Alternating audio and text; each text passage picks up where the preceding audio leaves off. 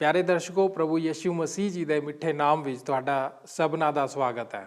ਦੋਸਤੋ, ਦਿਸ਼ਾ ਪਰਿਵਰਤਨ ਦੇ ਸਾਡੇ ਅੱਜ ਦੇ ਅਧਿਐਨ ਪ੍ਰੋਗਰਾਮ ਦੇ ਵਿੱਚ ਅਸੀਂ ਆਤਮਿਕ ਯੁੱਧ ਦੇ ਬਾਰੇ ਆਪਣੀ ਸਿੱਖਿਆ ਨੂੰ ਜਾਰੀ ਰੱਖਾਂਗੇ।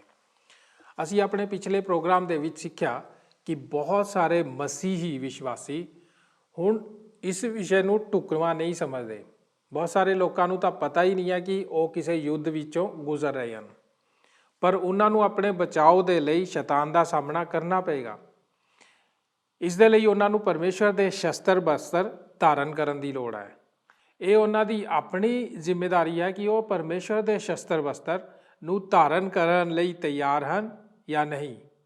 ਜੇਕਰ ਨਹੀਂ ਤਾਂ ਸ਼ੈਤਾਨ ਉਹਨਾਂ ਨੂੰ ਭੁੱਖੇ ਸ਼ੇਰ ਵਾਂਗੂ ਫਾੜ ਖਾਏਗਾ।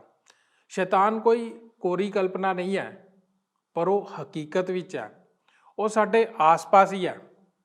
ਉਹ ਸਾਰੀ ਧਰਤੀ ਦੇ ਉੱਤੇ ਘੁੰਮਦਾ ਫਿਰਦਾ ਰਹਿੰਦਾ ਹੈ। ਇਸੇ ਕਰਕੇ ਪੌਲੁਸ ਸਾਨੂੰ ਪਰਮੇਸ਼ਵਰ ਦੇ ਸ਼ਸਤਰ ਬਸਤਰ ਧਾਰਨ ਕਰਨ ਦੇ ਲਈ ਕਹਿੰਦਾ ਹੈ। ਦੋਸਤੋ, ਅੱਜ ਅਸੀਂ ਆਪਣੇ ਅਧਿਐਨ ਪ੍ਰੋਗਰਾਮ ਦੇ ਵਿੱਚ ਅੱਗੇ ਵਧਦੇ ਹੋਏ ਅੱਜ ਅਸੀਂ ਸ਼ੈਤਾਨ ਦੀ ਪਛਾਣ ਬਾਰੇ ਗੱਲਬਾਤ ਕਰਾਂਗੇ। ਅੱਜ ਅਸੀਂ ਉਸ ਦੀ ਸ਼ਖਸੀਅਤ ਦੇ ਬਾਰੇ ਗੌਰ ਕਰਾਂਗੇ। ਤੇ ਆਓ ਫਿਰ ਬਿਨਾਂ ਦੇਰ ਕੀਤੇ ਆਪਣੇ ਅਧਿਐਨ ਦੇ ਵਿੱਚ ਅੱਗੇ ਵਧਦੇ ਹਾਂ ਡਾਕਟਰ ਡੇਵਿਡ ਯਰਮਾਇਆ ਦੇ ਨਾਲ।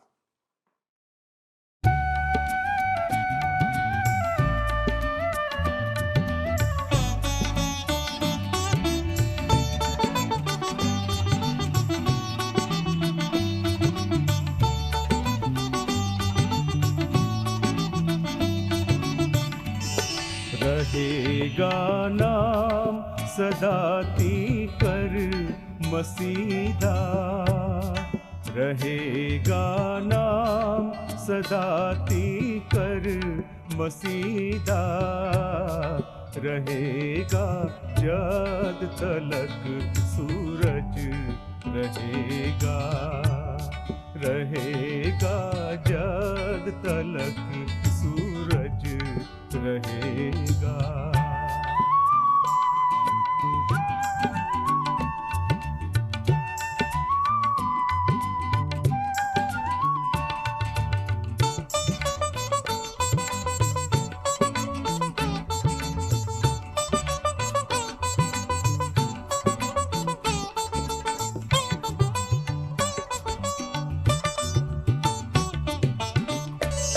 के उस तो बरकता सब लोग पावण, के उस तो बरकता सब लोग पावण, ते कौमा ओस्तियां धन्यवाद गावण, ते कौमा ओस्तियां धन्यवाद गावण।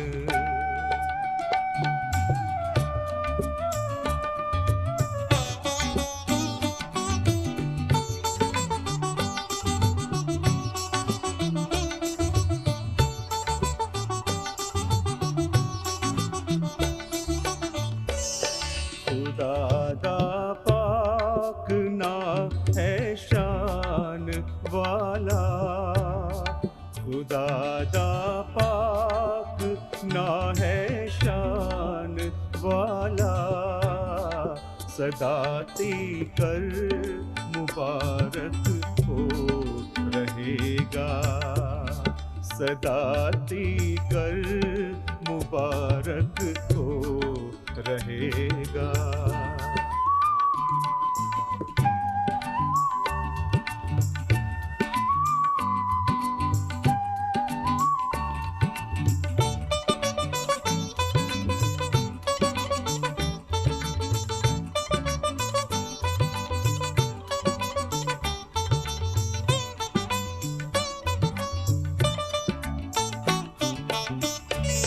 सिताइश बा ਕੋਈ ਵੀ ਕਦੇ ਵੀ ਬਿਨਾਂ ਸਿੱਖਿਆ ਜਿਸ ਦੇ ਵਿਰੁੱਧ ਉਹ ਲੜਨ ਜਾ ਰਿਹਾ ਹੈ ਲੜ ਨਹੀਂ ਸਕਦਾ। ਸਾਰੀਆਂ ਗੁਪਤ ਸੂਚਨਾਵਾਂ ਦੇਣ ਵਾਲੀਆਂ ਏਜੰਸੀਆਂ ਜੋ ਸਾਰੇ ਮੁਲਕਾਂ ਵਿੱਚ ਹਨ, ਉਹਨਾਂ ਸਾਰਿਆਂ ਨੂੰ ਇਕੱਠਾ ਕਰਨ ਦਾ ਉਦੇਸ਼ ਇਹ ਹੁੰਦਾ ਹੈ ਕਿ ਜਿਸ ਵੈਰੀ ਦੇ ਵਿਰੁੱਧ ਅਸੀਂ ਲੜ ਰਹੇ ਹਾਂ ਉਸ ਵੈਰੀ ਦੇ ਸੁਭਾਅ ਦੇ ਬਾਰੇ ਇੱਕ ਦੂਸਰੇ ਨਾਲ ਸੂਚਨਾ ਨੂੰ ਸਾਂਝਾ ਕਰਨਾ। ਇਸ ਕਰਕੇ ਜੇਕਰ ਮੈਂ ਘੇਰੇ ਪਾਉਣ ਵਾਲੀ CIA ਦੇ ਵਜੋਂ ਜਿਸ ਨੂੰ ਅਕਸਰ ਜਾਣਿਆ ਜਾਂਦਾ ਹੈ ਉਸ ਦੇ ਲਿਬਾਸ ਨੂੰ ਅੱਜ ਪਹਿਨ ਲਵਾਂ, ਤਦ ਮੈਂ ਆਪ ਨੂੰ ਆਪ ਦੇ ਵੈਰੀ ਬਾਰੇ ਕੁਝ ਦੱਸਣਾ ਪਸੰਦ ਕਰਾਂਗਾ ਤਾਂ ਕਿ ਉਹ ਆਪ ਕੁਝ ਜਾਣ ਲਵੇ ਉਸ ਦੇ ਬਾਰੇ ਜਿਸ ਦੇ ਵਿਰੁੱਧ ਆਪ ਯੁੱਧ ਕਰਨ ਜਾ ਰਹੇ ਹੋ। ਨੰਬਰ 1, ਸ਼ੈਤਾਨ ਦੀ ਸ਼ਖਸੀਅਤ। ਪਹਿਲੀ ਗੱਲ ਜੋ ਮੈਂ ਚਾਹਾਂਗਾ ਕਿ ਆਪ ਉਸ ਬਾਰੇ ਜਾਣੋ ਉਹ ਉਸ ਦੀ ਸ਼ਖਸੀਅਤ ਹੈ। ਸ਼ੈਤਾਨ ਦੀ ਸ਼ਖਸੀਅਤ ਇਹ ਹੈ, ਉਹ ਪਰਮੇਸ਼ਰ ਦਾ ਸਭ ਤੋਂ ਵੱਡਾ ਵੈਰੀ ਹੈ ਅਤੇ ਉਸ ਦੇ ਲੋਕਾਂ ਦਾ ਸਭ ਤੋਂ ਵੱਡਾ ਵੈਰੀ ਹੈ। ਇੱਥੋਂ ਤੱਕ ਕਿ ਉਸ ਦੇ ਨਾਮ ਦੀ, ਉਸ ਦੀ ਸ਼ਖਸੀਅਤ ਦੇ ਬਾਰੇ ਆਪ ਨੂੰ ਕੁਝ ਦੱਸਦਾ ਹਾਂ। ਜੇਕਰ ਆਪ ਬਾਈਬਲ ਪੜ੍ਹੋ ਅਤੇ ਜੋ ਨਾਮ ਸ਼ੈਤਾਨ ਨੂੰ ਦਿੱਤੇ ਗਏ ਹਨ ਉਹਨਾਂ ਨੂੰ ਨਿਸ਼ਾਨ ਲਗਾਓ, ਤਦ ਆਪ ਉਸ ਦੇ ਬਾਰੇ ਬਹੁਤ ਕੁਝ ਜਾਣ ਲਵੋਗੇ। ਉਸ ਨੂੰ ਧੋਖੇਬਾਜ਼, ਉਸ ਨੂੰ ਹੱਤਿਆਰਾ ਆਖਿਆ ਗਿਆ ਹੈ, ਉਸ ਨੂੰ ਭਰਮਾਉਣ ਵਾਲਾ ਆਖਿਆ ਗਿਆ ਹੈ, ਉਸ ਨੂੰ ਨਾਸ਼ ਕਰਨ ਵਾਲਾ ਆਖਿਆ ਗਿਆ ਹੈ, ਉਸ ਨੂੰ ਹੋਰ ਬਹੁਤ ਸਾਰੇ ਨਾਮ ਦਿੱਤੇ ਗਏ ਹਨ। ਨਾਸ਼ ਕਰਨ ਵਾਲਾ, ਉਸ ਨੂੰ ਬਾਲਜ਼ਬੂਬ, ਸੱਪ ਅਤੇ ਝੂਠ ਬੋਲਣ ਵਾਲਾ, ਭਾਈਆਂ ਉੱਤੇ ਦੋਸ਼ ਲਾਉਣ ਵਾਲਾ, ਰਾਜਕੁਮਾਰ ਕਰਕੇ ਆਖਿਆ ਗਿਆ ਹੈ। ਉਹ ਇੱਕ ਬੱਬਰ ਸ਼ੇਰ ਦੀ ਤਰ੍ਹਾਂ ਘੁੰਮਦਾ ਫਿਰਦਾ ਹੈ। ਬਾਈਬਲ ਬਾਣੀ ਦੇ ਇਸ ਭਾਗ ਵਿੱਚ ਇਸ ਤਰ੍ਹਾਂ ਆਖਿਆ ਗਿਆ ਹੈ ਕਿ ਉਹ ਤਾਂ ਚਾਨਣ ਦੇ ਦੂਤ ਵਰਗਾ ਹੈ। ਇੱਕ ਪੀੜ੍ਹੀ ਤੋਂ ਦੂਸਰੀ ਪੀੜ੍ਹੀ ਤੱਕ ਉਹ ਆਪਣੇ ਉਸੇ ਹਮਲੇ ਨੂੰ ਜਾਰੀ ਰੱਖਦਾ ਹੈ। ਉਹ ਮੁੱਖ ਰਾਜਦਰੋਹੀ ਪਰਮੇਸ਼ਰ ਦਾ ਵਿਰੋਧ ਹੈ। ਹਰ ਇੱਕ ਗੱਲ ਉਸ ਦੇ ਬਾਰੇ ਅਤੇ ਉਸ ਦੀ ਸ਼ਖਸੀਅਤ ਦੇ ਬਾਰੇ ਜੋ ਹੈ ਉਹ ਇਸ ਵਿਚਾਰ ਦੇ ਵਿੱਚ ਲਿਪਟੀ ਹੋਈ ਹੈ। ਹੁਣ ਮੈਂ ਆਪ ਨੂੰ ਦੱਸ ਦੇਵਾਂ ਕਿ ਮੁੱਖ ਤੌਰ ਤੇ ਮੂਲ ਰੂਪ ਵਿੱਚ ਉਹ ਭਿੰਨ ਸੀ। ਆਪ ਵਿੱਚੋਂ ਕੁਝ ਕੁ ਹੈਰਾਨ ਹੋ ਸਕਦੇ ਹਨ ਕਿ ਸ਼ੈਤਾਨ ਆਇਆ ਕਿੱਥੋਂ ਸੀ। ਜੀ ਹਾਂ, ਜਿਵੇਂ ਕਿ ਇਹ ਹੋ ਸਕਦਾ ਹੈ ਆਪ ਨੂੰ ਅਨੋਖਾ ਜਾਪੇ ਕਿ ਉਹ ਤਾਂ ਸਵਰਗ ਤੋਂ ਆਇਆ ਸੀ। ਉਹ ਤਾਂ ਪਰਮੇਸ਼ਰ ਦੀ ਪਾਲਣਾ ਪੋਸ਼ਣ ਕੀਤੀ ਗਈ ਦ੍ਰਿਸ਼ਟੀ ਹੈ। ਯਸ਼ਾਇਆ ਨਬੀ ਦੀ ਪੁਸਤਕ 14 ਅਧਿਆਏ ਅਤੇ ਹਿਸਕੀਏਲ ਨਬੀ ਦੀ ਪੁਸਤਕ 28 ਅਧਿਆਏ ਵਿੱਚ ਆਪ ਸ਼ੈਤਾਨ ਦੇ ਦਿਨਾਂ ਦੇ ਆਰੰਭ ਦੇ ਬਾਰੇ, ਉਸ ਨੂੰ ਸ਼ੈਤਾਨ ਬਣਨ ਤੋਂ ਪਹਿਲਾਂ ਹੀ ਦਿਨਾਂ ਦੇ ਬਾਰੇ ਪੜੋਗੇ। ਯਸ਼ਾਇਆ 14 ਅਧਿਆਏ ਉਹਦੇ ਬਾਰੇ ਇਹ ਦੱਸਦਾ ਹੈ। ਉਸ ਨੂੰ ਫਜਰ ਦਾ ਪੁੱਤਰ, ਚਮਕਣ ਵਾਲਾ, ਦਿਨ ਦਾ ਤਾਰਾ ਕਰਕੇ ਆਖਿਆ ਗਿਆ ਹੈ। ਹਿਸਕੀਏਲ 28 ਅਧਿਆਏ ਵਿੱਚ ਉਸ ਨੂੰ ਮਸਾ ਕੀਤਾ ਹੋਇਆ ਕਰੂਬ ਕਰਕੇ ਆਖਦਾ ਹੈ। ਹਿਸਕੀਏਲ 28 ਅਧਿਆਏ 11 ਤੋਂ 19 ਐਤ ਦੇ ਵਚਨ ਸ਼ੈਤਾਨ ਨੂੰ ਇਸ ਤਰ੍ਹਾਂ ਪ੍ਰਗਟ ਕਰਦਾ ਹੈ ਜਿਵੇਂ ਕਿ ਉਹ ਇੱਕ ਵਿਅਕਤੀ ਹੋਵੇ, ਇੱਕ ਅਹੁਦੇ ਤੇ ਹੋਵੇ ਅਤੇ ਪਰਮੇਸ਼ਰ ਦੇ ਨਾਲ ਇਖਤਿਆਰ ਰੱਖਣ ਵਾਲਾ ਹੋਵੇ। ਇਸ ਵਚਨ ਦੇ ਭਾਗ ਵਿੱਚ ਉਸ ਨੂੰ ਇਸ ਤਰ੍ਹਾਂ ਆਖਿਆ ਗਿਆ ਹੈ ਕਿ ਉਹ ਸਾਰੇ ਮਾਰਗਾਂ ਵਿੱਚ ਬੁੱਧੀ ਨਾਲ ਭਰਪੂਰ, ਸੁੰਦਰਤਾ ਵਿੱਚ ਸੰਪੂਰਨ ਅਤੇ ਪਵਿੱਤਰ ਵਿੱਚ ਮਹਿਮਾਮਈ ਸੀ। ਹੁਣ ਕੀ ਵਰਪਿਆ ਸੀ? ਸ਼ੈਤਾਨ ਕਿਸ ਤਰ੍ਹਾਂ ਪਰਮੇਸ਼ਰ ਦਾ ਸਭ ਤੋਂ ਸੁੰਦਰ ਦੂਤ ਲੂਸੀਫਰ ਹੋਣ ਉਸ ਤੇ ਬੰਦ ਕਰ ਦਿੱਤਾ ਸੀ। ਫਜਰ ਦਾ ਪੁੱਤਰ ਨੂੰ ਕਿਸ ਤਰ੍ਹਾਂ ਉਹ ਮੁੱਖ ਪਰਮੇਸ਼ਰ ਦਾ ਵਿਰੋਧੀ ਸ਼ੈਤਾਨ ਬਣ ਗਿਆ ਸੀ। ਜੀ ਹਾਂ, ਬਾਈਬਲ ਬਾਣੀ ਹਿਸਕੀਏਲ ਨਬੀ ਦੀ ਪੁਸਤਕ 28 ਅਧਿਆਏ ਦੇ ਵਿੱਚ ਸਾਨੂੰ ਦੱਸਦੀ ਹੈ ਕਿ ਉਸ ਨੇ ਆਪਣੇ ਦਿਲ ਘਮੰਡ ਦੇ ਨਾਲ ਉਬਾਰ ਲਿਆ ਸੀ ਅਤੇ ਘਮੰਡ ਉਸ ਨੂੰ ਆਪਣੇ ਆਪ ਨੂੰ ਉੱਚਾ ਕਰਨ ਦੇ ਵੱਲ ਲੈ ਗਿਆ ਸੀ, ਜੋ ਕਿ ਵਿਰੋਧਤਾ ਦੇ ਵਿੱਚ ਖਤਮ ਹੋਇਆ। ਅਤੇ ਅਸੀਂ ਇਸ ਦੇ ਬਾਰੇ ਯਸ਼ਾਇਆ ਨਬੀ ਦੀ ਪੁਸਤਕ ਉਸ ਦਾ 14 ਅਧਿਆਏ ਉਸ ਦੀ 11 ਤੋਂ 13 ਐਤਾਂ ਦੇ ਵਿੱਚ ਇਸ ਤਰ੍ਹਾਂ ਪੜ੍ਹਦੇ ਹਾਂ। ਤੇਰੀ ਭੜਕ ਅਤੇ ਤੇਰੀਆਂ ਬਰਕਤਾਂ ਦੀ ਆਵਾਜ਼ ਪਤਾਲ ਵਿੱਚ ਲਾਈ ਗਈ, ਕੀੜੇ ਤੇਰੇ ਹੇਠਾਂ ਵਿਛਾਏ ਗਏ ਅਤੇ ਕਿਰਮ ਹੀ ਤੇਰਾ ਕੱਜਣ ਹਨ। ਤੂੰ ਆਕਾਸ਼ ਤੋਂ ਕਿਵੇਂ ਡਿੱਗ ਪਿਆ, ਹੇ ਦਿਨ ਦੇ ਤਾਰੇ, ਫਜਰ ਦੇ ਪੁੱਤਰ, ਤੂੰ ਕਿਵੇਂ ਧਰਤੀ ਤੱਕ ਵੱਢਿਆ ਗਿਆ। ਹੇ ਕੌਮਾਂ ਦੇ ਢਾਉਣ ਵਾਲੇ, ਤੈਂ ਆਪਣੇ ਦਿਲ ਵਿੱਚ ਆਖਿਆ, ਭਾਈ ਮੈਂ ਆਕਾਸ਼ ਉੱਤੇ ਚੜ ਜਾਵਾਂਗਾ, ਪਰਮੇਸ਼ਰ ਦੇ ਤਾਰਿਆਂ ਤੋਂ ਉੱਪਰ ਮੈਂ ਆਪਣਾ ਸਿਆਸਨ ਉੱਚਾ ਧਰਾਂਗਾ ਅਤੇ ਮੈਂ ਮੰਡਲੀ ਦੇ ਪਰਬਤਾਂ ਉੱਤੇ ਉੱਤਰ ਦੀਆਂ ਹੱਦਾਂ ਵਿੱਚ ਬੈਠਾਂਗਾ। ਜਦੋਂ ਇਹ ਸ਼ਬਦ, ਜਿਸ ਨੂੰ ਲੂਸੀਫਰ ਦੇ ਮੂੰਹ ਵਿੱਚੋਂ ਇਹ ਸ਼ਬਦ ਨਿਕਲੇ ਸਨ, ਤਦ ਬ੍ਰਹਮੰਡ ਦੇ ਵਿੱਚ ਪਾਪ ਆਰੰਭ ਹੋਇਆ ਸੀ ਅਤੇ ਉਸ ਨੂੰ ਸਵਰਗ ਤੋਂ ਕੱਢ ਦਿੱਤਾ ਗਿਆ ਸੀ। ਉਸ ਨੂੰ ਇੱਕ ਭ੍ਰਸ਼ਟ ਵਜੋਂ ਪਰਮੇਸ਼ਰ ਦੇ ਪਹਾੜ ਉੱਤੋਂ ਹੇਠਾਂ ਸਿੱਟ ਦਿੱਤਾ ਗਿਆ ਸੀ। ਉਸ ਨੂੰ ਹੇਠਾਂ ਨਿਰਤਕ ਲਿਆਂਦਾ ਗਿਆ। ਮੈਂ ਇਸ ਦੀਆਂ ਸਾਰੀਆਂ ਬਾਈਬਲ ਦੀਆਂ ਸਿੱਖਿਆਵਾਂ ਨੂੰ ਸਮਝਣ ਦਾ ਬਹਾਨਾ ਨਹੀਂ ਕਰਦਾ। ਮੈਂ ਇਹ ਵਿਸ਼ਵਾਸ ਜ਼ਰੂਰ ਕਰਦਾ ਹਾਂ ਕਿ ਪਰਮੇਸ਼ਰ ਨੇ ਆਪਣੇ ਦੂਤ ਨੂੰ ਇੱਕ ਤਰ੍ਹਾਂ ਦੀ ਆਜ਼ਾਦ ਇੱਛਾ ਦਿੱਤੀ ਹੋਈ ਸੀ, ਜਦੋਂ ਉਸ ਨੇ ਸਾਨੂੰ ਵੀ ਬਖਸ਼ੀ ਹੈ। ਉਹ ਉਹਦੇ ਸਿਆਸਨ ਦੇ ਸਾਹਮਣੇ ਅੱਜ ਵੀ ਬੰਦਗੀ ਕਰਦੇ ਹਨ। ਉਹਨਾਂ ਨੇ ਇਸ ਤਰ੍ਹਾਂ ਕਰਨਾ ਚੁਣਿਆ ਸੀ, ਪਰ ਸ਼ੈਤਾਨ ਨੇ ਆਪਣੇ ਖੁਦ ਦੇ ਦਿਲ ਦੇ ਵਿੱਚ ਇਹ ਇਰਾਦਾ ਕੀਤਾ ਕਿ ਉਹ ਘਮੰਡ ਵਿੱਚ ਆਪਣੇ ਆਪ ਨੂੰ ਉੱਚਾ ਕਰੇਗਾ। ਸਾਰੀ ਪਾਪ ਦੀ ਜੜ ਕੀ ਹੈ? ਸਭ ਤੋਂ ਪਹਿਲਾਂ ਪਾਪ ਜੋ ਕਦੇ ਵੀ ਕੀਤਾ ਗਿਆ ਹੋਵੇ ਉਹ ਘਮੰਡ ਦਾ ਪਾਪ ਸੀ। ਇਸ ਤਰ੍ਹਾਂ ਜਦੋਂ ਵੀ ਆਪ ਅਗਲੀ ਵਾਰ ਘਮੰਡ ਕਰੋ, ਆਪਣੇ ਆਪ ਨੂੰ ਇਹ ਯਾਦ ਕਰਾਓ ਕਿ ਆਪ ਆਪਣੇ ਸੁਭਾਅ ਵਿੱਚ ਸ਼ੈਤਾਨੀ ਹੋ ਜਦੋਂ ਆਪ ਘਮੰਡੀ ਬਣਦੇ ਹੋ, ਕਿਉਂਕਿ ਜੋ ਘਮੰਡ ਹੈ ਉਹ ਸ਼ੈਤਾਨ ਵੱਲੋਂ ਹੈ। ਨੰਬਰ 2, ਸ਼ੈਤਾਨ ਦਾ ਅਹੁਦਾ। ਹੁਣ ਜਦੋਂ ਤੋਂ ਸ਼ੈਤਾਨ ਨੂੰ ਸਵਰਗ ਵਿੱਚੋਂ ਹੇਠਾਂ ਸੁੱਟਿਆ ਗਿਆ ਸੀ, ਉਸ ਨੇ ਉਦੋਂ ਤੋਂ ਪਰਮੇਸ਼ਰ ਦੇ ਵਿਰੁੱਧ ਇਸ ਵਿਰੋਧਤਾ ਨੂੰ ਸਥਾਪਿਤ ਕਰ ਲਿਆ ਹੈ। ਉਹ ਕ੍ਰੋਧਿਤ ਹੈ। ਉਸ ਦੇ ਕੋਲ ਇੱਕ ਇਹੋ ਜਿਹੀ ਪ੍ਰਣਾਲੀ ਹੈ ਜਿਸ ਨੂੰ ਉਸਨੇ ਇਕੱਠਾ ਕੀਤਾ ਹੈ ਅਤੇ ਉਸ ਦੀ ਸ਼ਖਸੀਅਤ ਅਤੇ ਘਮੰਡੀ ਅਤੇ ਪਰਮੇਸ਼ਰ ਦੇ ਵਿਰੁੱਧ ਘਿਰਣਾ ਵਾਲੀ ਹੈ ਅਤੇ ਉਹ ਸਭ ਦੇ ਵਿਰੁੱਧ ਜਿਸ ਦਾ ਪਰਮੇਸ਼ਰ ਦੇ ਨਾਲ ਸੰਬੰਧ ਹੋਵੇ, ਇਹੋ ਹੀ ਹੈ ਉਹ ਬੈਰੀ। ਜੀ ਹਾਂ, ਉਸ ਦੀ ਸ਼ਖਸੀਅਤ ਇਹ ਹੈ ਕਿ ਉਹ ਪਰਮੇਸ਼ਰ ਦੇ ਵਿਰੁੱਧ ਹੈ। ਉਸ ਦਾ ਜੋ ਅਹੁਦਾ ਹੈ ਉਹ ਹੈ ਕਿ ਉਸ ਨੂੰ 3 ਨਾਮ ਬਾਈਬਲ ਵਿੱਚ ਦਿੱਤੇ ਗਏ ਹਨ ਜੋ ਆਪ ਨੂੰ ਇਹ ਦੱਸਦੇ ਹਨ ਕਿ ਉਸ ਦਾ ਅਹੁਦਾ ਕੀ ਹੈ। ਊੜਾ ਭਾਗ, ਉਹ ਇੱਕ ਰਾਜਕੁਮਾਰ ਹੈ। ਬਾਈਬਲ ਵਿੱਚ 3 ਵਾਰ ਇਸ ਨੂੰ ਇਸ ਜਗ੍ਹਾ ਦਾ ਰਾਜਕੁਮਾਰ ਕਰਕੇ ਆਖਿਆ ਗਿਆ ਹੈ। ਉਹ ਹਵਾਈ ਇਖਤਿਆਰਾਂ ਦਾ ਰਾਜਕੁਮਾਰ ਵੀ ਹੈ। ਇਸ ਜਗਤ ਦੇ ਰਾਜਕੁਮਾਰ ਵਜੋਂ ਉਹ ਦੁਸ਼ਟ ਮਨੁੱਖਾਂ ਦਾ ਇੰਚਾਰਜ ਹੈ ਅਤੇ ਹਵਾਈ ਇਖਤਿਆਰਾਂ ਦੇ ਰਾਜਕੁਮਾਰ ਵਜੋਂ ਉਹ ਦੁਸ਼ਟ ਆਤਮਾ ਦਾ ਇੰਚਾਰਜ ਹੈ। ਉਹ ਇੱਕ ਰਾਜ ਕਰਨ ਵਾਲੀ ਆਤਮਾ ਹੈ ਜੋ ਕਿ ਅਣਆਗਿਆਕਾਰੀ ਦੇ ਬਾਲਕਾਂ ਉੱਤੇ ਰਾਜ ਕਰਦੀ ਹੈ। ਉਹ ਉਸ ਸਾਰੀ ਬੁਰਾਈ ਦੇ ਪਿੱਛੇ ਹੈ ਜੋ ਇਸ ਜਗਤ ਵਿੱਚ ਅੱਜ ਪਾਈ ਜਾਂਦੀ ਹੈ। ਐੜਾ ਭਾਗ, ਉਹ ਇੱਕ ਸ਼ਾਸਕ ਹੈ। ਉਹ ਸਿਰਫ ਇੱਕ ਰਾਜਕੁਮਾਰ ਹੀ ਨਹੀਂ, ਉਹ ਤਾਂ ਇੱਕ ਸ਼ਾਸਕ ਵੀ ਹੈ। ਬਾਈਬਲ ਆਖਦੀ ਹੈ ਕਿ ਉਹ ਇੱਕ ਸ਼ਕਤੀਸ਼ਾਲੀ ਸ਼ਾਸਕ ਹੈ। ਜਗਤ ਦੀ ਪ੍ਰਣਾਲੀ ਦੇ ਪਿੱਛੇ ਉਹ ਮੁੱਖ ਸ਼ਕਤੀ ਹੈ। ਜੇਕਰ ਆਪ ਇਸ ਸਾਰੇ ਜਗਤ ਵਿੱਚ ਅੱਜ ਇੱਧਰ ਉੱਧਰ ਤੱਕੋ ਸਰਕਾਰਾਂ ਦੇ ਵੱਲੋਂ, ਤਦ ਆਪ ਗੌਰ ਕਰੋਗੇ ਕਿ ਸ਼ਕਤੀ ਅਤੇ ਲਾਲਚ ਤੇ ਖੁਆਇਸ਼ ਦੇ ਪ੍ਰਤੀ ਲਾਲਸਾ ਹੈ। ਜੇਕਰ ਆਪ ਗੁਪਤ ਯੋਜਨਾ ਅਤੇ ਘਿਰਣਾ ਅਤੇ ਝੂਠ ਅਤੇ ਹਮਲੇ ਅਤੇ ਵਿਰੋਧਤਾ ਅਤੇ ਕੁਧਰਮ ਦੇ ਉੱਤੇ ਗੌਰ ਕਰੋ, ਤਦ ਇਹ ਸਭ ਉਸ ਸ਼ਾਸਕ ਨਾਲ ਜੁੜਦੇ ਹਨ ਜੋ ਕਿ ਸ਼ੈਤਾਨ ਹੈ। ਮੱਤੀ ਦੀ ਅੰਜੀਲ 12 ਅਧਿਆਏ ਉਹਦੀ 26 ਐਤ ਦੇ ਵਚਨ ਸਾਨੂੰ ਦੱਸਦੇ ਹਨ ਕਿ ਸ਼ੈਤਾਨ ਦਾ ਆਪਣਾ ਹੀ ਇੱਕ ਰਾਜ ਹੈ।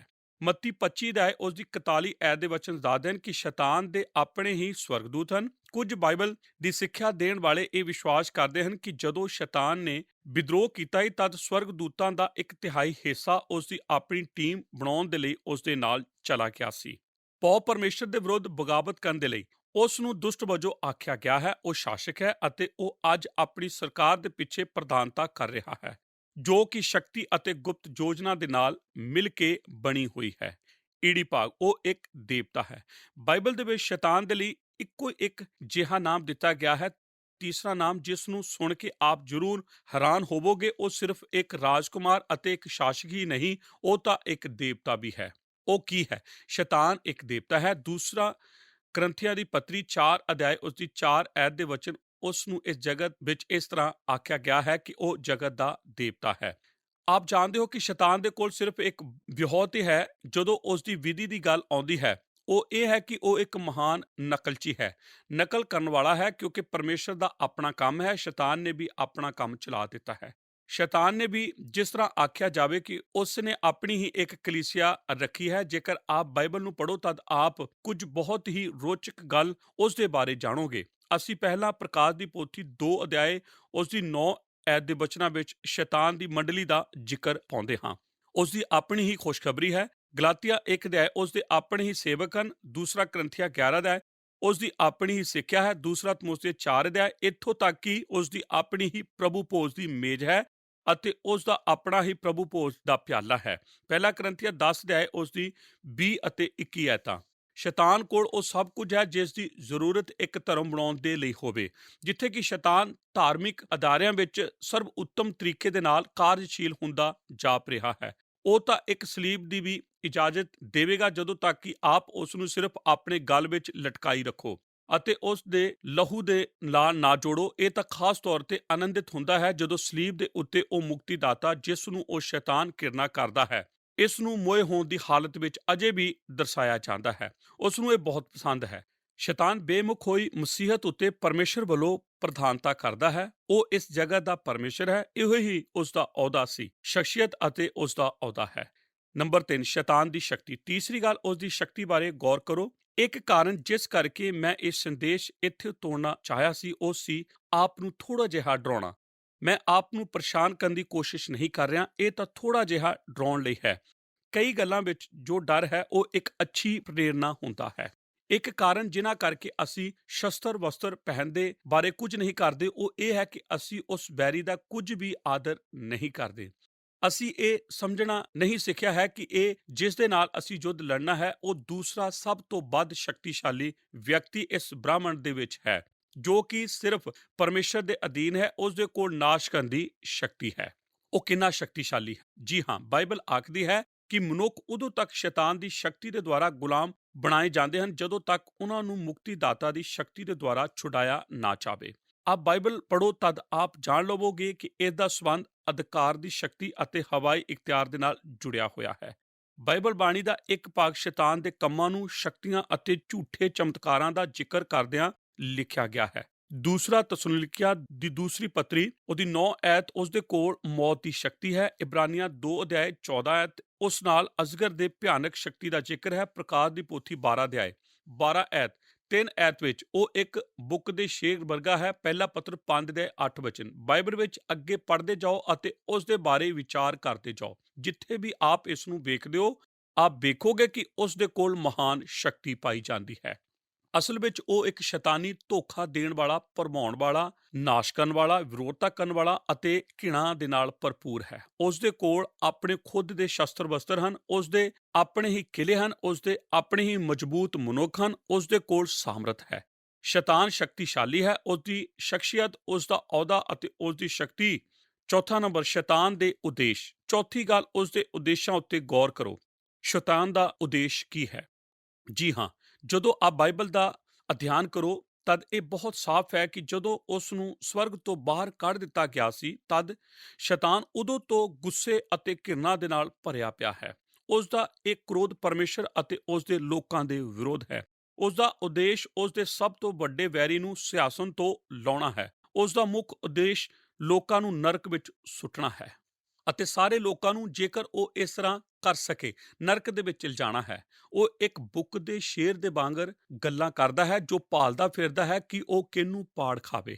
ਉਸ ਦੇ ਕੋਲ ਇੱਕ ਸ਼ਕਤੀਸ਼ਾਲੀ, ਪੂਰੀ ਤਰ੍ਹਾਂ ਸਥਾਪਿਤ ਫੌਜ ਹੈ ਅਤੇ ਉਸ ਦੇ ਕੋਲ ਉਸ ਨੇ ਉਹਨਾਂ ਦੇ ਠੀਕ ਦਿਲਾਂ ਦੇ ਅੰਦਰ ਇੱਕ ਥਾਂ ਬਣਾ ਰੱਖੀ ਹੈ ਜਿਨ੍ਹਾਂ ਨੂੰ ਉਹ ਨਾਸ਼ ਕਰਨ ਦਾ ਇਰਾਦਾ ਰੱਖਦਾ ਹੈ। ਠੀਕ ਹੀ ਹੈ, ਉਸ ਨੇ ਆਪ ਦੇ ਜੀਵਨ ਵਿੱਚ ਇੱਕ ਕਿਨਾਰਾ ਕਾਇਮ ਕੀਤਾ ਹੋਇਆ ਹੈ। ਆਪ ਆਖਦੇ ਹੋ ਕਿ ਸ਼ੈਤਾਨ ਨੇ ਮੇਰੇ ਜੀਵਨ ਦੇ ਵਿੱਚ ਇੱਕ ਕਿਨਾਰਾ ਬਣਾਇਆ ਹੋਇਆ ਹੈ। ਉਸ ਨੂੰ ਸਰੀਰ ਦੇ ਦੁਆਰਾ ਸਾਡੇ ਸਭਨਾਂ ਦੇ ਜੀਵਨਾਂ ਦੇ ਅੰਦਰ ਇੱਕ ਕਿਨਾਰਾ ਬਣਾ ਰੱਖਿਆ ਹੈ। ਸਰੀਰ ਦੇ ਰਾਹੀਂ ਸ਼ੈਤਾਨ ਸਾਡੇ ਵਿੱਚੋਂ ਕਿਸੇ ਨੂੰ ਵੀ ਪਾੜ ਸਕਦਾ ਹੈ ਜੇਕਰ ਅਸੀਂ ਪਰਮੇਸ਼ਰ ਦੇ ਸ਼ਸਤਰ ਵਸਤਰ ਦੀ ਮਨਾਹੀ ਕਰੀਏ। ਆਪ ਆਖਦੇ ਹੋ, ਪਾਸਵਾਨ ਜੀ, ਇੰਨਾ ਜ਼ਿਆਦਾ ਮਸੀਹੀ ਕਿਉਂ ਵਿਸ਼ਵਾਸ ਤੋਂ ਪਰੇ ਹੋ ਰਹੇ ਹਨ? ਇਹ ਕਿਉਂ ਹੈ ਕਿ ਇਸ ਤਰ੍ਹਾਂ ਜਾਪਦਾ ਹੈ ਕਿ ਇਹਨਾਂ ਪਿਛਲੇ ਵਰ੍ਹਿਆਂ ਦੇ ਦੌਰਾਨ ਜੋ ਕੁਝ ਵੀ ਅਸੀਂ ਮਸੀਹਤ ਬਾਰੇ ਸੁਣਿਆ ਹੈ ਉਹ ਲੋਕ ਹਨ ਜਿਨ੍ਹਾਂ ਨੇ ਠੀਕ ਉਹਨਾਂ ਚੀਜ਼ਾਂ ਦੀ ਉਲੰਘਣਾ ਕੀਤੀ ਹੈ ਜਿਨ੍ਹਾਂ ਦਾ ਉਹਨਾਂ ਨੇ ਪ੍ਰਚਾਰ ਕੀਤਾ ਸੀ ਅਤੇ ਜਿਨ੍ਹਾਂ ਦੇ ਪ੍ਰਤੀ ਉਹ ਸਮਰਪਿਤ ਸਨ। ਉਹਨਾਂ ਵਿੱਚੋਂ ਇੱਕ ਕਾਰਨ ਇਹ ਹੈ ਕਿ ਅਸੀਂ ਆਪਣੇ ਬੈਰੀ ਨੂੰ ਹਲਕਾ ਕਰਕੇ ਜਾਣਿਆ ਹੈ। ਅਸੀਂ ਉਸ ਦੇ ਉਦੇਸ਼ ਨੂੰ ਨਹੀਂ ਜਾਣਿਆ ਕਿ ਇਹ ਉਸ ਨੇ ਉਸ ਕਿਨਾਰੇ ਨੂੰ ਸਾਡੇ ਜੀਵਨ ਦੇ ਵਿੱਚ ਕਿੰਨਾ ਅੱਗੇ ਤੱਕ ਵਧਾਇਆ ਹੋਇਆ ਹੈ। ਆਪਣੇ ਉਦੇਸ਼ ਲਈ ਪੂਰੀ ਤਰ੍ਹਾਂ ਵੱਸ ਵਿੱਚ ਕਰ ਲਿਆ ਹੈ ਅਤੇ ਆਪਣੇ ਕਿਸੇ ਵੀ ਉਦੇਸ਼ ਲਈ ਸਾਨੂੰ ਨਾਸ਼ ਕਰ ਦਿੱਤਾ ਹੈ। ਮੈਂ ਬਾਈਬਲ ਬਾਣੀ ਨੂੰ ਪੜ੍ਹਿਆ ਸੀ ਅਤੇ ਕੁਝ ਉਹਨਾਂ ਕਿਰਿਆਵਾਂ ਨੂੰ ਲਿਖਿਆ ਸੀ ਜਿਨ੍ਹਾਂ ਦਾ ਸੰਬੰਧ ਸ਼ੈਤਾਨ ਦੇ ਨਾਲ ਹੈ। ਮੈਂ ਇਸ ਦੇ ਦੁਆਰਾ ਹੈਰਾਨ ਹੋਇਆ ਸੀ, ਉਹਨਾਂ ਕੰਮਾਂ ਦੇ ਦੁਆਰਾ ਜੋ ਕਿ ਸ਼ੈਤਾਨ ਦੇ ਨਾਲ ਜੁੜੇ ਹੋਏ ਹਨ। ਮੈਂ ਬਸ ਇਹਨਾਂ ਨੂੰ ਆਪ ਦੇ ਲਈ ਪੜ੍ਹਾਂਗਾ। ਉਹਨਾਂ ਵਿੱਚੋਂ ਕੁਝ ਇਹ ਹਨ। ਇਹ ਹੈ ਜੋ ਕੁਝ ਉਹ ਕਰਦਾ ਹੈ, ਉਹ ਧੋਖਾ ਦਿੰਦਾ ਹੈ, ਉਹ ਗੁੰਮਰਾਹ ਕਰਦਾ ਹੈ, ਉਹ ਵਿਰੋਧਤਾ ਕਰਦਾ ਹੈ, ਉਹ ਸਾਹਮਣਾ ਕਰਦਾ ਹੈ, ਉਹ ਡਰ ਪੈਦਾ ਕਰਦਾ ਹੈ, ਉਹ ਰੋਕਦਾ ਹੈ, ਉਹ ਝੂਠ ਮਾਰਦਾ ਹੈ, ਉਹ ਪ੍ਰਤਿਆਵੇ ਵਿੱਚ ਪਾਉਂਦਾ ਹੈ, ਉਹ ਸਤਾਉਂਦਾ ਹੈ ਅਤੇ ਉਹ ਨਿੰਦਿਆ ਕਰਦਾ ਹੈ। ਇਹਨਾਂ ਵਿੱਚੋਂ ਕੋਈ ਕਾਰਜ ਸਕਾਰਾਤਮਕ ਨਹੀਂ ਹੈ। ਇਹ ਸਭ ਕੰਮ ਉਹਨਾਂ ਦੇ ਸੁਭਾਅ ਦੇ ਵਿੱਚ ਵਿਨਾਸ਼ਕਾਰੀ ਹਨ ਅਤੇ ਹਰ ਵਾਰ ਜਦੋਂ ਵੀ ਪ੍ਰਭੂ ਸ਼ੈਤਾਨ ਦਾ ਜ਼ਿਕਰ ਕਰਦਾ ਹੈ ਪਰ ਉਹ ਇੱਕ ਭਿਆਨਕ ਨਾਸ਼ ਦੇ ਨਾਲ ਉਸ ਦੇ ਕੰਮ ਦਾ ਜ਼ਿਕਰ ਹਮੇਸ਼ਾ ਕਰਦਾ ਹੈ।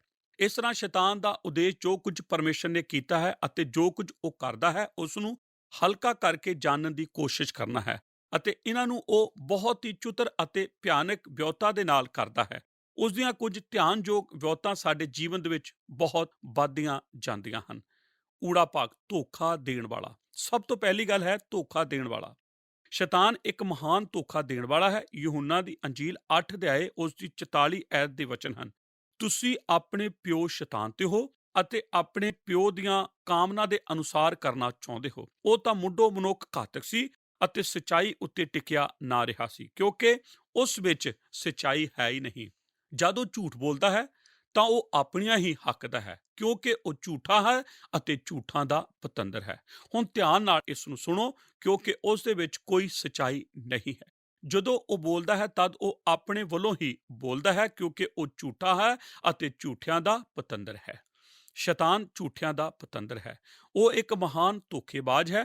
ਪ੍ਰਕਾਸ਼ ਦੀ ਪੋਥੀ 12 ਅਧਿਆਏ 9 ਐਤ ਦੇ ਵਚਨ ਹਨ। ਉਸ ਨੂੰ ਉਹ ਪੁਰਾਣਾ ਸੱਪ ਜਿਸ ਨੂੰ ਅਬਲੀਸ ਅਤੇ ਸ਼ੈਤਾਨ ਆਖਿਆ ਗਿਆ ਹੈ, ਕਰਕੇ ਆਖਦਾ ਹੈ, ਜੋ ਕਿ ਸਾਰੇ ਜਗਤ ਨੂੰ ਭਰਮਾਉਂਦਾ ਹੈ। ਸ਼ੈਤਾਨ ਇੱਕ ਬਹੁਤ ਹੀ ਮਜ਼ਬੂਤ ਅਤੇ ਚਤੁਰ ਭੁਲੇਖੇ ਪਾਉਣ ਵਾਲਾ ਹੈ। ਉਹ ਜੋ ਕੁਝ ਵੀ ਪਰਮੇਸ਼ਰ ਹੈ ਅਤੇ ਜੋ ਕੁਝ ਵੀ ਪਰਮੇਸ਼ਰ ਕਰਦਾ ਹੈ, ਉਸ ਦੀ ਨਕਲ ਕਰਕੇ ਰਾਜ ਕਰਦਾ ਹੈ। ਉਸ ਦਾ ਆਖਰੀ ਧੋਖਾ ਅਤੇ ਉਸ ਦਾ ਮੁੱਖ ਧੋਖਾ ਜੋ ਹੈ ਮਸੀਹੀ ਵਿਰੋਧੀ, ਉਹ ਤਾਂ ਆਪਣੇ ਖੁਦ ਦੇ ਮਸੀਹ ਦੇ ਨਾਲ ਆਉਂਦਾ ਹੈ ਅਤੇ ਆਖਰ ਵਿੱਚ ਉਹ ਜਗਤ ਨੂੰ ਧੋਖਾ ਦੇਣ ਦੀ ਕੋਸ਼ਿਸ਼ ਕਰਦਾ ਹੈ। ਜੇਕਰ ਆਪ ਬਾਈਬਲ ਪੜ੍ਹੋ ਤਦ ਆਪ ਜਾਣ ਲਵੋਗੇ ਕਿ ਹਰੇਕ ਜੋ ਕੁਝ ਪਰਮੇਸ਼ਰ ਕੋਲ ਹੈ ਉਹ ਸ਼ੈਤਾਨ ਵੀ ਪਾਉਣ ਦੀ ਕੋਸ਼ਿਸ਼ ਕਰਦਾ ਹੈ। ਅਸਲ ਵਿੱਚ ਉਸ ਦੇ ਪਾਪ ਦੇ ਕਾਰਨ ਇਰਾਦੇ ਤੋਂ ਬਾਹਰ ਸ਼ੈਤਾਨ ਕਦੇ ਵੀ ਆਪਣੇ ਜੀਵਨ ਨੂੰ ਵਿੱਚ ਕੋਈ ਵੀ ਹੋਰ ਮੂਲ ਵਿਚਾਰ ਨਹੀਂ ਰੱਖਦਾ। ਜੋ ਕੁਝ ਵੀ ਉਹ ਕਰਦਾ ਹੈ ਉਹ ਸਭ ਕੁਝ ਉਸ ਨੇ ਪਰਮੇਸ਼ਰ ਦੀ ਨਕਲ ਕੀਤੀ ਹੈ। ਮਿਸਾਲ ਵਜੋਂ ਨਵੇਂ ਨੇਮ ਵਿੱਚ ਸਾਨੂੰ ਇਹ ਦੱਸਿਆ ਗਿਆ ਹੈ ਕਿ ਯਿਸੂ ਕੋਲ ਇੱਕ ਸ਼ਹਿਰ ਹੈ ਜੋ ਕਿ ਇੱਕ ਦੁਲਹਨ ਹੈ, ਪ੍ਰਕਾਸ਼ ਦੀ ਪੋਥੀ 21 ਅਧਿਆਇ। ਸ਼ੈਤਾਨ ਕੋਲ ਵੀ ਇੱਕ ਸ਼ਹਿਰ ਹੈ ਜੋ ਕਿ ਇੱਕ ਦੁਲਹਨ ਹੈ, ਪ੍ਰਕਾਸ਼ ਦੀ ਪੋਥੀ 17 ਅਧਿਆਇ। ਯਿਸੂ ਨੇ ਆਖਿਆ ਸੀ ਕਿ ਮੈਂ ਇਸ ਜਗਤ ਦਾ ਚਾਨਣ ਹਾਂ। ਜੋ ਸ਼ੈਤਾਨ ਉਹ ਚਾਨਣ ਦੇ ਇੱਕ ਦੂਤ ਵਜੋਂ ਆਪਣੇ ਆਪ ਨੂੰ ਬਣਾ ਲੈਂਦਾ ਹੈ। ਦੂਸਰਾ ਕਰੰਥੀਆਂ 11 ਅਧਿਆਇ। ਯਿਸੂ ਨੂੰ ਪ੍ਰਭੂ ਦੇ ਦੂਤਾਂ ਵਜੋਂ ਆਖਿਆ ਗਿਆ ਹੈ। ਸ਼ੈਤਾਨ ਵੀ ਇੱਕ ਦੂਤ ਹੈ। ਯਿਸੂ ਨੂੰ ਰਾਜਿਆਂ ਦਾ ਰਾਜਾ ਆਖਿਆ ਗਿਆ ਹੈ। ਅਯੂਬ 41 ਅਧਿਆਇ ਵਿੱਚ ਸ਼ੈਤਾਨ ਨੂੰ ਘਮੰਡ ਦੇ ਬਾਲਕਾਂ ਦਾ ਰਾਜਾ ਆਖਿਆ ਗਿਆ ਹੈ। ਯਿਸੂ ਨੂੰ ਸ਼ਾਂਤੀ ਦਾ ਰਾਜਕੁਮਾਰ ਆਖਿਆ ਗਿਆ ਹੈ। ਜੋ ਸ਼ੈਤਾਨ ਹੈ ਉਸ ਨੂੰ ਜਗਤ ਦਾ ਰਾਜਕੁਮਾਰ ਅਤੇ ਹਵਾਈ ਇਖਤਿਆਰਾਂ ਦਾ ਰਾਜਕੁਮਾਰ ਕਰਕੇ ਆਖਿਆ ਗਿਆ ਹੈ। ਸ਼ੈਤਾਨ ਨੂੰ ਹਵਾਈ ਇਖਤਿਆਰਾਂ ਦਾ ਰਾਜਕੁਮਾਰ ਆਖਿਆ ਗਿਆ ਹੈ। ਯਿਸੂ ਨੂੰ ਪ੍ਰਭੂ ਮੇਰੇ ਪਰਮੇਸ਼ਰ ਕਰਕੇ ਜ਼ਿਕਰ ਕੀਤਾ ਗਿਆ ਹੈ। ਸ਼ੈਤਾਨ ਨੂੰ ਇਸ ਯੁੱਗ ਦਾ ਪਰਮੇਸ਼ਰ ਕਰਕੇ ਆਖਿਆ ਗਿਆ ਹੈ। ਯਿਸੂ ਨੂੰ ਯਹੂਦਾ ਦੇ ਗੋਦ ਦਾ ਬੱਬਰ ਸ਼ੇਰ ਆਖਿਆ ਗਿਆ ਹੈ। ਸ਼ੈਤਾਨ ਨੂੰ ਬੁੱਕੇ ਸ਼ੇਰ ਦੀ ਵਾਂਗੂ ਆਖਿਆ ਗਿਆ ਹੈ, ਜੋ ਪਾਲਦਾ ਫਿਰਦਾ ਹੈ ਕਿ ਕਿਸ ਨੂੰ ਪਾੜ ਖਾਵੇ। ਜਿੱਥੇ ਕਿਤੇ ਵੀ ਆਪ ਵੇਖਦੇ ਹੋ ਕਿ ਯਿਸੂ ਕੀ ਕਰ ਰਿਹਾ ਹੈ, ਜਰਾ ਰੁਕੋ ਅਤੇ ਦੇਖੋ ਕਿ ਸ਼ੈਤਾਨ ਵੀ ਇਸੇ ਨੂੰ ਕਰਨ ਦੀ ਕੋਸ਼ਿਸ਼ ਕਰ ਰਿਹਾ ਹੋਵੇਗਾ।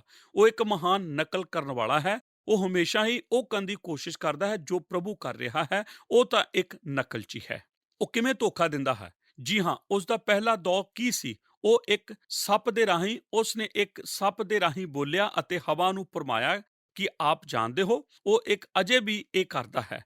ਝੂਠੀ ਸਿੱਖਿਆ ਦੇਣ ਵਾਲਿਆਂ ਅਤੇ ਝੂਠੇ ਮਸੀਹਾਂ ਅਤੇ ਝੂਠੇ ਨਬੀਆਂ ਦੇ ਰਾਹੀਂ ਉਹ ਆਪਣੇ ਧੋਖੇ ਦੇਣ ਦੇ ਕਾਰਜ ਨੂੰ ਜਾਰੀ ਰੱਖ ਰਿਹਾ ਹੈ। ਉਸ ਦੀਆਂ ਇਹਨਾਂ ਵਿਧੀਆਂ ਦਾ ਇਸਤੇਮਾਲ ਕਿਵੇਂ ਕੀਤਾ ਜਾਂਦਾ ਹੈ, ਮੈਂ ਆਪ ਨੂੰ ਦੱਸ ਦੇਵਾਂ ਕਿ ਉਹ ਇਹਨਾਂ ਦਾ ਇਸਤੇਮਾਲ ਕਿਵੇਂ ਕਰਦਾ ਹੈ। ਉਹ ਚਤੁਰ ਵਿਧੀਆਂ ਦਾ ਇਸਤੇਮਾਲ ਕਰਦਾ ਹੈ। ਮਿਸਾਲ ਵਜੋਂ ਉਸ ਦੇ ਧੋਖਾ ਦੇਣ ਦੀਆਂ ਵਿਧੀਆਂ ਵਿੱਚੋਂ ਇੱਕ ਹੈ ਗਲਤ ਨੂੰ ਕਾਫੀ ਸੱਚਾਈ ਦੇ ਨਾਲ ਮਿਲਾਉਣਾ ਅਤੇ ਇਸ ਨੂੰ ਇਸ ਤਰ੍ਹਾਂ ਜ਼ਾਹਿਰ ਕਰਨਾ ਜਿਵੇਂ ਕਿ ਇਹ ਤਰਕ ਸੰਗਤ ਜਾਪੇ। ਠੀਕ ਇਹੋ ਹੀ ਇਸ ਨੇ ਅਦਨ ਦੇ ਬਾਗ ਵਿੱਚ ਕੀਤਾ ਸੀ। ਉਹ ਹਵਾ ਕੋਲ ਆਇਆ ਅਤੇ ਉਸ ਨੇ ਹਵਾ ਨੂੰ ਉਹਦੀ ਸੱਚਾਈ ਦੱਸੀ, ਕੁਝ ਝੂਠ, ਅਤੇ ਉਸ ਨੇ ਇਸ ਸਭ ਨੂੰ ਆਪਸ ਵਿੱਚ ਮਿਲਾਇਆ ਅਤੇ ਹਵਾ ਨੇ ਉਸ ਨੂੰ ਕਬੂਲ ਕਰ ਲਿਆ। ਉਹ ਅੱਜ ਵੀ ਇਸੇ ਤਰ੍ਹਾਂ ਕਰਨਾ ਜਾਰੀ ਰੱਖ ਰਿਹਾ ਹੈ। ਕਰੀਬ ਮੈਂ ਇਹੋ ਹੀ ਆਖਾਂਗਾ ਕਿ ਹਰ ਸੰਪਰਦਾਇਕ ਜੋ ਕਿ ਗਲਤ ਸਿੱਖਿਆ ਦਿੰਦਾ ਹੈ ਉਹ ਸੱਚਾਈ ਨੂੰ ਗਲਤ ਦੇ ਨਾਲ ਮਿਲਾਉਂਦਾ ਹੈ। ਇਹ ਸ਼ੈਤਾਨ ਦੀ ਮਹਾਨ ਚਤੁਰ ਵਿਹੁਤਾ ਵਿੱਚ ਇੱਕ ਹੈ।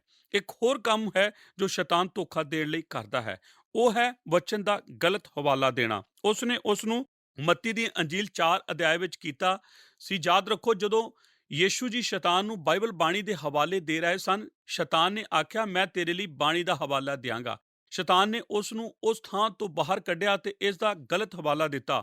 ਉਹ ਹਮੇਸ਼ਾ ਹੀ ਬਾਈਬਲ ਬਾਣੀ ਦੇ ਗਲਤ ਹਵਾਲੇ ਦਿੰਦਾ ਹੈ। ਇਸੇ ਕਰਕੇ ਆਪ ਲੋਕਾਂ ਨੂੰ ਇਹ ਆਖਦਿਆਂ ਸੁਣਦੇ ਹੋ, ਠੀਕ ਹੈ, ਆਪ ਬਾਈਬਲ ਨੂੰ ਜਿਸ ਤਰ੍ਹਾਂ ਵੀ ਚਾਹੋ ਇਸ ਤੋਂ ਉਸੇ ਤਰ੍ਹਾਂ ਆਖ ਸਕਦੇ ਹੋ। ਜੀ ਹਾਂ, ਆਪ ਇਸ ਨੂੰ ਕਰ ਸਕਦੇ ਹੋ। ਪ੍ਰਭੂ ਇਸ ਤਰ੍ਹਾਂ ਨਹੀਂ ਕਰਦਾ, ਪਰ ਸ਼ੈਤਾਨ ਇਸ ਤਰ੍ਹਾਂ ਕਰਦਾ ਹੈ।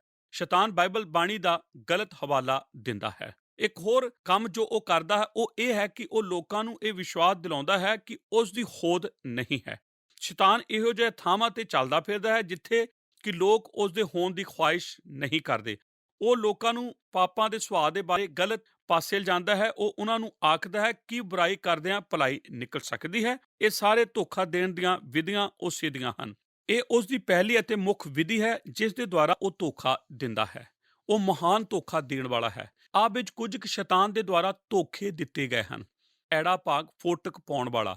ਦੂਸਰੀ ਗੱਲ, ਉਹ ਇੱਕ ਵੱਡਾ ਫੋਟਕ ਪਾਉਣ ਵਾਲਾ ਹੈ। ਉਹ ਸਿਰਫ ਧੋਖਾ ਹੀ ਨਹੀਂ ਦਿੰਦਾ, ਉਹ ਤਾਂ ਵੰਡ ਪਾਉਂਦਾ ਹੈ। ਇਹ ਪੁਰਾਣੀ ਫੌਜ ਦੀ ਵਿਹੁਤਬੰਦੀ ਦੇ ਅਨੁਸਾਰ ਇਸ ਵਿਹੁਤਬੰਦੀ ਨੂੰ ਵੰਡੋ ਅਤੇ ਜਿੱਤੋ ਕਰਕੇ ਆਖਿਆ ਜਾਂਦਾ ਹੈ। ਸ਼ੈਤਾਨ ਦਾ ਇਰਾਦਾ ਵੀ ਇਹੋ ਹੀ ਹੈ, ਵੰਡੋ ਅਤੇ ਫਤਿਹ ਪਾਓ। ਪਰਮੇਸ਼ਰ ਦੀ ਕਿਰਪਾ ਤੋਂ ਡਿੱਗ ਪੈਣ ਤੋਂ ਬਾਅਦ ਉਸ ਦਾ ਪਹਿਲਾ ਕਾਰਜ ਕੀ ਸੀ? ਉਸ ਦੇ ਪਵਿੱਤਰਤਾਈ ਤੋਂ ਡਿੱਗ ਪੈਣ ਤੋਂ ਬਾਅਦ ਉਸ ਨੇ ਕੀ ਕੀਤਾ ਸੀ? ਉਸ ਨੇ ਸਵਰਗਦੂਤਾਂ ਵਿੱਚ ਫੋਟਕ ਪਾਈ ਸੀ। ਉਸ ਨੇ ਸਵਰਗਦੂਤਾਂ ਨੂੰ ਆਪਣੇ ਪਿੱਛੇ ਲਗਾ ਲਿਆ ਸੀ। ਪਹਿਲਾ ਫੋਟਕ ਇਸ ਦਾ ਆਰੰਭ ਕਿੱਥੋਂ ਹੋਇਆ ਸੀ? ਇਸ ਦਾ ਆਰੰਭ ਸ਼ੈਤਾਨ ਦੇ ਨਾਲ ਹੋਇਆ ਸੀ। ਉਦੋਂ ਪਹਿਲਾ ਕੰਮ ਕਿਵੇਂ ਵਰਪਿਆ ਸੀ ਜਦੋਂ ਮਨੁੱਖੀ ਘਰਾਣੇ ਦਾ ਆਰੰਭ ਹੋਇਆ ਸੀ? ਪਹਿਲੇ ਘਰਾਣੇ ਦੇ ਅੰਦਰ ਸ਼ੈਤਾਨ ਨੇ ਘਰਾਣੇ ਨੂੰ ਵੰਡਿਆ ਸੀ ਅਤੇ ਇੱਕ ਭਰਾ ਨੇ ਦੂਸਰੇ ਭਰਾ ਦਾ ਕਤਲ ਕਰ ਦਿੱਤਾ ਸੀ। ਪਿਆਰੇ ਦਰਸ਼ਕੋ, ਸਾਡੇ ਨਾਲ ਇਸ ਪ੍ਰੋਗਰਾਮ ਦੇ ਵਿੱਚ ਅਖੀਰ ਤੱਕ ਬਣੇ ਰਹਿਣ ਦੇ ਲਈ ਤੁਹਾਡਾ ਸਾਰਿਆਂ ਦਾ ਬਹੁਤ-ਬਹੁਤ ਧੰਨਵਾਦ। ਅੱਜ ਅਸੀਂ ਡਾਕਟਰ ਡੇਵਿਡ ਜਰਮਾਇਆ ਦੇ ਨਾਲ ਆਤਮਿਕ ਯੁੱਧ ਦੇ ਉੱਤੇ ਚਰਚਾ ਕਰ ਰਹੇ ਸੀ। ਇਸ ਸਾਡੇ ਅਧਿਐਨ ਦਾ ਤੀਜਾ ਭਾਗ ਸੀ। ਸਾਡੇ ਅੱਜ ਦੇ ਇਸ ਅਧਿਐਨ ਪ੍ਰੋਗਰਾਮ ਦੇ ਵਿੱਚ ਅਸੀਂ ਆਪਣੇ ਵੈਰੀ ਨੂੰ ਕਿਵੇਂ ਪਛਾਣਨਾ ਚਾਹੀਦਾ ਹੈ, ਉਸ ਦੀ ਸ਼ਖਸੀਅਤ ਕਿਹੋ ਜਿਹੀ ਹੈ, ਇਸ ਦੇ ਬਾਰੇ ਜਾਣ ਰਹੇ ਸੀ। ਪਰਮੇਸ਼ਰ ਦੀ ਬਾਣੀ ਬਾਈਬਲ ਦੇ ਵਿੱਚ ਅਸੀਂ ਵੇਖਿਆ ਕਿ ਉਹ ਦੁਸ਼ਟ ਹੈ, ਉਹਨੂੰ ਝੂਠ ਦਾ ਪਿਤਾ ਕਿਹਾ ਜਾਂਦਾ ਹੈ। ਉਹ ਲੋਕਾਂ ਨੂੰ ਭਰਮਾਉਣ ਵਾਲਾ ਹੈ ਅਤੇ ਭਾਈਆਂ ਦੇ ਉੱਤੇ ਦੋਸ਼ ਲਾਉਣ ਵਾਲਾ ਹੈ। ਉਹ ਰੂਪ ਬਦਲਣ ਵਿੱਚ ਮਾਹਿਰ ਹੈ। ਬਾਈਬਲ ਉਹਨੂੰ ਚਾਨਣ ਦੇ ਦੂਤ ਵਰਗਾ ਵੀ ਕਹਿੰਦੀ ਹੈ। ਦੋਸਤੋ, ਅਸੀਂ ਸਿੱਖਿਆ ਕਿ ਸ਼ੈਤਾਨ ਕਿਸੇ ਸਮੇਂ ਪਰਮੇਸ਼ਰ ਦਾ ਸਭ ਤੋਂ ਸੁੰਦਰ ਦੂਤ ਹੁੰਦਾ ਸੀ, ਜਿਹੜਾ ਆਪਣੀ ਸੁੰਦਰਤਾ ਕਰਕੇ ਘਮੰਡ ਵਿੱਚ ਆ ਗਿਆ ਅਤੇ ਉਹ ਜੋ ਦਿਨ ਦਾ ਤਾਰਾ ਸੀ ਪਰਮੇਸ਼ਰ ਦੇ ਖਿਲਾਫ ਹੋ ਗਿਆ ਅਤੇ ਆਪਣੇ ਮਨ ਵਿੱਚ ਪਰਮੇਸ਼ਰ ਤੋਂ ਵੀ ਉੱਚੇ ਸਿੰਘਾਸਨ ਨੂੰ ਬਣਾਉਣ ਦਾ ਵਿਚਾਰ ਕਰਨ ਲੱਗਾ। ਉਸ ਸੁੰਦਰ ਦੂਤ ਦਾ ਨਾਮ ਲੂਸੀਫਰ ਹੈ, ਜਿਹੜਾ ਪਰਮੇਸ਼ਰ ਦਾ ਵੈਰੀ ਹੋਣ ਕਰਕੇ ਸਵਰਗ ਤੋਂ ਥੱਲੇ ਸੁੱਟ ਦਿੱਤਾ ਗਿਆ। ਇਹ ਲੂਸੀਫਰ ਹੀ ਉਹ ਸ਼ੈਤਾਨ ਹੈ ਜਿਹੜਾ ਪਰਮੇਸ਼ਰ ਦੇ ਲੋਕਾਂ ਨੂੰ ਨਾਸ਼ ਕਰਨਾ ਚਾਹੁੰਦਾ ਹੈ। ਅੱਜ ਦੇ ਪ੍ਰੋਗਰਾਮ ਦੇ ਵਿੱਚ ਅਸੀਂ ਉਸ ਦੇ ਅਹੁਦੇ ਅਤੇ ਸ਼ਕਤੀ ਦੇ ਬਾਰੇ ਚਰਚਾ ਕੀਤੀ। ਦੋਸਤੋ, ਸਾਨੂੰ ਉਮੀਦ ਹੈ ਕਿ ਤੁਸੀਂ ਇਹਨਾਂ ਪ੍ਰੋਗਰਾਮਾਂ ਨੂੰ ਬੜੇ ਧਿਆਨ ਦੇ ਨਾਲ ਸੁਣ ਰਹੇ ਹੋਗੇ ਅਤੇ ਇਹਨਾਂ ਦਾ ਆਤਮਿਕ ਲਾਭ ਵੀ ਪ੍ਰਾਪਤ ਕਰ ਰਹੇ ਹੋਗੇ। ਹੁਣ ਪ੍ਰੋਗਰਾਮ ਨੂੰ ਸਮਾਪਤ ਕਰਨ ਦਾ ਸਮਾਂ ਆ ਪਹੁੰਚਿਆ ਹੈ। ਸਾਨੂੰ ਇਜਾਜ਼ਤ ਦਿਓ। ਅਗਲੇ ਪ੍ਰੋਗਰਾਮ ਦੇ ਵਿੱਚ ਫੇਰ ਮਿਲਦੇ ਹਾਂ ਅਤੇ ਇਸੇ ਦਿਲਚਸਪ ਵਿਸ਼ੇ ਦੇ ਉੱਤੇ ਗੱਲਬਾਤ ਕਰਦੇ ਹੋਏ ਆਤਮਿਕ ਯੁੱਧ ਦੀਆਂ ਕੁਝ ਹੋਰ ਸੱਚਾਈਆਂ ਨੂੰ ਸਿੱਖਾਂਗੇ। ਆਓ ਪ੍ਰਾਰਥਨਾ ਕਰੀਏ। ਸਰਵ ਸ਼ਕਤੀਮਾਨ ਜ਼ਿੰਦਾ ਪਰਮੇਸ਼ਰ ਪ੍ਰਭੂ ਯਿਸੂ ਮਸੀਹ ਜੀ ਦੇ ਨਾਂ 'ਚ ਤੁਹਾਡਾ ਧੰਨਵਾਦ ਕਰਦੇ ਪਿਤਾ ਕਿ ਤੁਸੀਂ ਪ੍ਰਭੂ ਸਾਨੂੰ ਅੱਜ ਕੱਲ੍ਹ ਪ੍ਰਭੂ ਜੀ ਆਤਮਿਕ ਯੁੱਧ ਦੇ ਵਿਸ਼ੇ ਵਿੱਚ ਆਪਣੇ ਦਾਸ ਡਾਕਟਰ ਡੇਵਿਡ ਜਰਮਾਇਆ ਦੇ ਦੁਆਰਾ ਸਮਝਾ ਰਹੇ ਹੋ। ਪ੍ਰਭੂ, ਅਸੀਂ ਇਹਨਾਂ ਗੱਲਾਂ ਨੂੰ ਸਿੱਖਿਆ ਕਿ ਸ਼ੈਤਾਨ ਦਾ ਸਾਹਮਣਾ ਕਰਨਾ ਸਾਡੇ ਲਈ ਬਹੁਤ ਜ਼ਰੂਰੀ ਹੈ, ਕਿਉਂਕਿ ਚਾਹੇ ਅਸੀਂ ਇਸ ਗੱਲ ਨੂੰ ਜਾਣੀਏ ਜਾਂ ਨਾ ਜਾਣੀਏ, ਪਰ ਹਕੀਕਤ ਇਹ ਹੈ ਕਿ ਅਸੀਂ ਇਸ ਯੁੱਧ ਦੇ ਵਿੱਚ ਉਸ ਯੁੱਧ ਦੇ ਮੈਦਾਨ ਤੋਂ ਗੁਜ਼ਰ ਰਹੇ ਹਾਂ। ਪ੍ਰਭੂ, ਸਾਡੀ ਕਮਜ਼ੋਰੀਆਂ ਨੂੰ ਦੂਰ ਕਰੋ, ਸਾਡੀ ਬੁੱਧੀ ਨੂੰ ਖੋਲੋ। ਜਿਸ ਤਰ੍ਹਾਂ ਤੁਸੀਂ ਅੱਜ ਆਪਣੇ ਵਚਨ ਦੇ ਦੁਆਰਾ ਸਾਨੂੰ ਸਮਝਾਇਆ ਕਿ ਸ਼ੈਤਾਨ ਕੌਣ ਹੈ, ਉਹਦੀ ਸ਼ਖਸੀਅਤ ਕੀ ਹੈ, ਪ੍ਰਭੂ ਸਾਨੂੰ ਬਰਕਤ ਦਿਓ ਕਿ ਅਸੀਂ ਉਹਨੂੰ ਪਛਾਣ ਸਕੀਏ ਕਿ ਉਹ ਸਾਡੇ ਜੀਵਨ ਦੇ ਕਿਹੜੇ-ਕਿਹੜੇ ਖੇਤਰਾਂ ਵਿੱਚ ਸਾਨੂੰ ਨੁਕਸਾਨ ਪਹੁੰਚਾ ਰਿਹਾ, ਤਾਂ ਕਿ ਪਿਤਾ ਪਰਮੇਸ਼ਵਰ ਅਸੀਂ ਤੇਰੇ ਸ਼ਸਤਰ ਵਸਤਰਾਂ ਨੂੰ ਧਾਰਨ ਕਰਕੇ ਉਹਦਾ ਸਾਹਮਣਾ ਕਰ ਸਕੀਏ। ਪਿਤਾ, ਸਾਡੇ ਤੇ ਦਇਆ ਕਰਨ ਲਈ ਤੁਹਾਡਾ ਧੰਨਵਾਦ। ਸਾਡੇ ਹਰੇਕ ਵੇਖਣ ਵਾਲੇ ਦਰਸ਼ਕ ਨੂੰ ਬੜੀ ਆਸ਼ੀਸ਼ ਔਰ ਬਰਕਤ ਦਿਓ ਔਰ ਇਸ ਆਤਮਿਕ ਯੁੱਧ ਵਿੱਚ ਉਹਨਾਂ ਨੂੰ ਮਜ਼ਬੂਤ ਬਣਾਓ। ਯਿਸੂ ਨਾਸਰੀ ਜੀ ਦੇ ਨਾਂ 'ਚ ਮੰਗਦੇ ਹਾਂ, ਆਮੀਨ। ਜੈ ਮਸੀਹ ਦੀ। ਕੀ ਤੁਹਾਨੂੰ ਇਹ ਪ੍ਰੋਗਰਾਮ ਪਸੰਦ ਆਇਆ? ਹੁਣੇ ਸਾਨੂੰ ਇੱਕ ਮਿਸ ਕਾਲ ਦਿਓ ਤੇ ਤੁਸੀਂ ਅਗਲੇ ਜੇਤੂ ਹੋ ਸਕਦੇ ਹੋ।